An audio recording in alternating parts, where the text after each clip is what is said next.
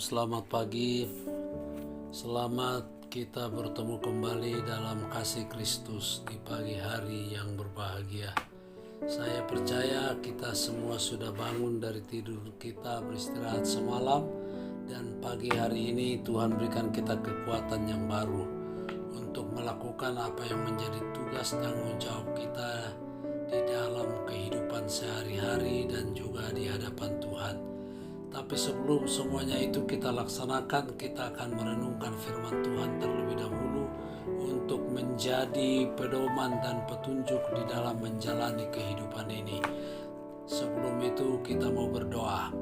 Bapa kami di surga, Bapa dalam nama Tuhan Yesus, kami bersyukur karena pagi hari ini kami diberi kesempatan untuk merenungkan firman Tuhan. Berkati firman-Mu supaya menjadi berkat dalam kehidupan kami. Diberkati kami sepanjang hari ini Bapa. Dalam nama Tuhan Yesus kami siap mendengarkan firman-Mu. Haleluya, amin. Pagi hari ini kita akan membaca 2 Timotius 4 ayat 3 dan 4. Saya berikan tema orang tidak dapat lagi menerima ajaran sehat. Jadi hari-hari ini orang mulai tidak suka ajaran yang murni atau ajaran yang sehat dari firman Tuhan. Saya bacakan ayatnya 2 Timotius 4 ayat 3 dan 4. Karena akan datang waktunya orang tidak dapat lagi menerima ajaran sehat, tetapi mereka akan mengumpulkan guru-guru menurut kehendaknya untuk memuaskan keinginan telinganya. Jadi mereka mau mencari orang-orang yang bisa memuaskan keinginannya dan juga memuaskan telinganya. Mereka akan memalingkan telinganya dari kebenaran. Nah, mereka memalingkan telinga dari kebenaran dan membukanya bagi dongeng. Nah, kalau cerita dongeng, orang lebih suka cerita dongeng daripada kita menyampaikan kebenaran yang sesungguhnya. Sepanjang sejarah gereja selalu ada saja orang yang tidak mau mengasihi ajaran sehat.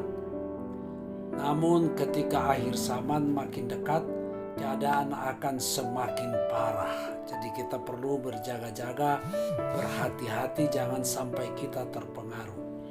Langkah yang pertama, orang tidak dapat menerima ajaran sehat. Mari kita perhatikan bagian ini. Di dalam 1 Timotius 4 ayat 1, tetapi Roh dengan tegas mengatakan bahwa waktu-waktu kemudian ada orang yang akan murtad lalu mengikuti roh-roh penyesat dan ajaran setan-setan. Nah, saya lihat hari-hari terakhir ini banyak anak Tuhan yang tadinya sungguh-sungguh, lama-lama dia mundur lalu berbalik kepada ajaran setan-setan.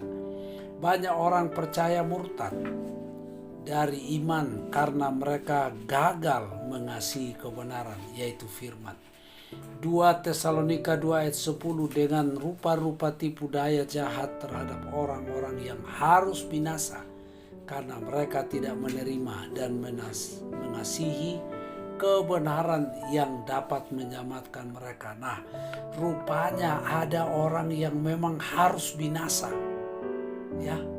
Nah, orang yang harus binasa inilah yang akan menerima rupa-rupa tipu daya. Mereka itu tidak mengasihi kebenaran yang menyelamatkan, yaitu firman.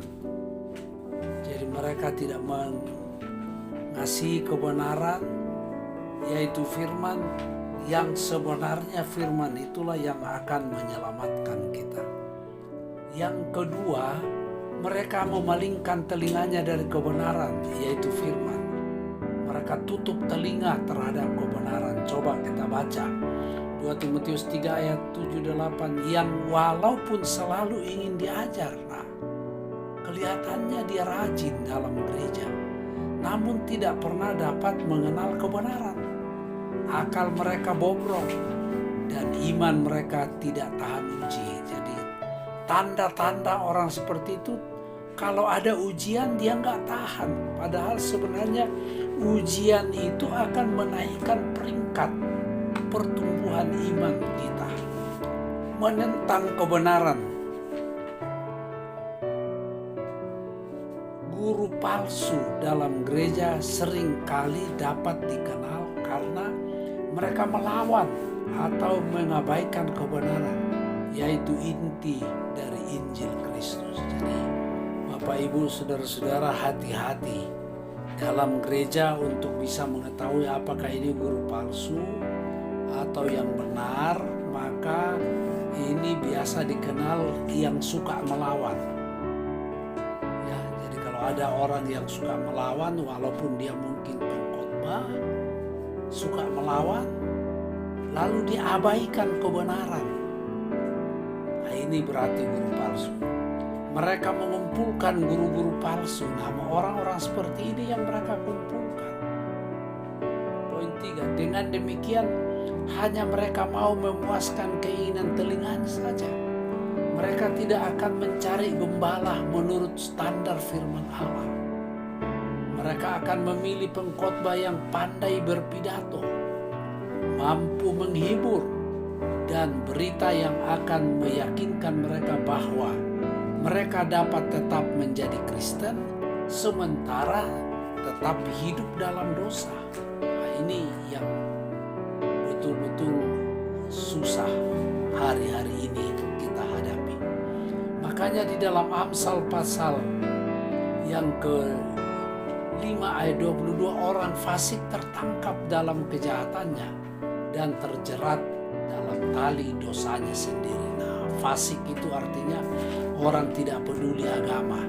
Agama itu artinya tidak kacau. Jadi kalau orang tidak peduli agama, artinya dia suka kacau. Kacau dalam rumah tangga, dalam masyarakat, kacau dalam gereja. Bapak Ibu, nah ini hati-hati. Ini orang ini dia terikat, terjerat oleh tali dosa. Jadi dia dililit oleh tali dosa. Yesaya 3 ayat 9. Air muka mereka menyatakan kejahatan mereka. Jadi kelihatan dari wajahnya, kelihatan dari mukanya. Dan seperti orang Sodom, mereka dengan terang-terangan menyebut-nyebut dosanya. Tidak malu-malu lagi, tidak lagi disembunyikannya. Celakalah orang-orang itu sebab mereka mendatangkan malapetaka bagi dirinya sendiri. Hati-hati. Puji Tuhan, inilah renungan pagi hari ini, kiranya boleh menjadi berkat bagi kita sekalian. Amin. Bapa kami di surga, Bapa dalam nama Tuhan Yesus, setelah kami mendengarkan renungan pagi hari ini, Tuhan berkati supaya firman Tuhan boleh menjadi berkat, kekuatan, sehingga kami boleh berhati-hati, kami tidak terseret dengan orang-orang yang tidak lagi mau menerima ajaran yang sehat dan suka kacau, dan mereka justru lebih senang dengan guru-guru palsu yang mengajarkan bahwa boleh tetap Kristen, bisa juga tetap berdosa karena Allah itu Maha Pengasih. Ini hati-hati. Karena itu Tuhan tolonglah kami kiranya Bapa, berkati semua pendengar di mana saja berada, baik yang jauh dan dekat. Tuhan tolong dalam segala masalah persoalan kehidupan yang sakit. Tuhan Engkau jamah dan sembuhkan, susah hiburkan, lemah kuatkan. Berbagai-bagai masalah kehidupan rumah tangga, ekonomi, dan keluarga, Tuhan Engkau jawaban mereka.